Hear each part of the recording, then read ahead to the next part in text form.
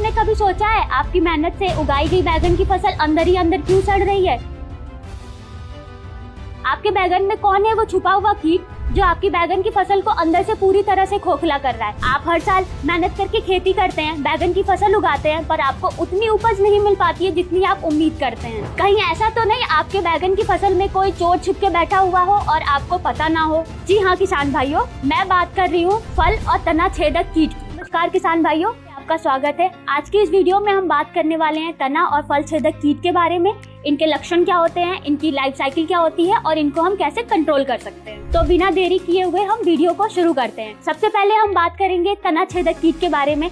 जैसे कि आपको नाम से ही पता चल रहा है, तना छेदक कीट। तना छेदक कीट वो कीट होते हैं जो तने के अंदर जाके पूरी फसल को नष्ट कर देते हैं, जिसकी वजह से टहनियाँ सूखने लगती हैं, टहनियों पे छोटी छोटी छेद होने लगती हैं और पौधा पूरी तरह से सूख जाता है। अब बात करते हैं फल छेदक कीट के बारे में। फल छेदक कीट वो कीट होते हैं जो फल के अंदर जाके फलों के गूदे को खाते हैं, जिसकी वजह से फल पे छोटी छोटी छेद हो जाती हैं, फल अंदर से सड़ जाता है और वो समय से पहले ही गिर जाता है, जिसकी वजह से फल की जो गुणवत्ता होती है वो खराब हो जाती है और आपको मार्केट में वो वैल्यू नहीं मिल पाती है फल की जो आपको चाहिए होती है। अब हम बात करेंगे इन कीट के जीवन चक्र के बारे में। अगर हम समय रहते इनका जीवन चक्र समझ लें तो हम इन्हें कंट्रोल कर सकते हैं। तना और फल छेदक कीट की टोटल 4 अवस्था होती है। पहली होती है एग, फिर होती है लार्वा, फिर होती है प्यूपा और फिर होती है एडल्ट। और इन सब में से सबसे ज्यादा बैगन की फसल को नुकसान पहुंचाने वाला स्टेज होता है लार्वा स्टेज। और अगर आपने समय रहते ही इस स्टेज को कंट्रोल कर दिया तो आपकी फसल में कोई भी नुकसान नहीं होगा। अभी तक तो हमने बात करा फल छेदक और तना छेदक कीट क्या होते हैं,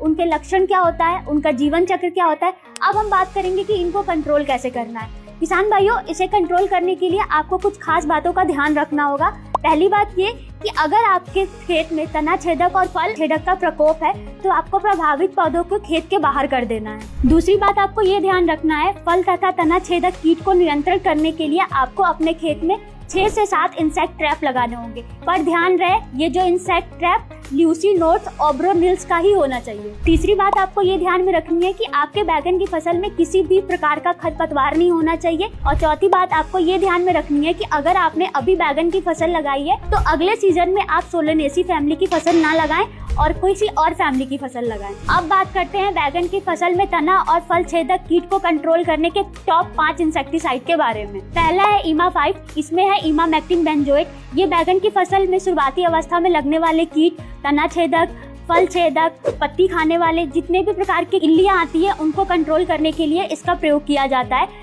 इसका इस्तेमाल आप 80 ग्राम प्रति एकड़ के हिसाब से कर सकते हैं। दूसरा कीटनाशक है चक्रवीर। इसमें है क्लोरेंट्रा नीलिपिरोल। ये कीट को 2 प्रकार से मारता है, पहला संपर्क में आकर, दूसरा पत्तों में पूरी तरह से फैलकर।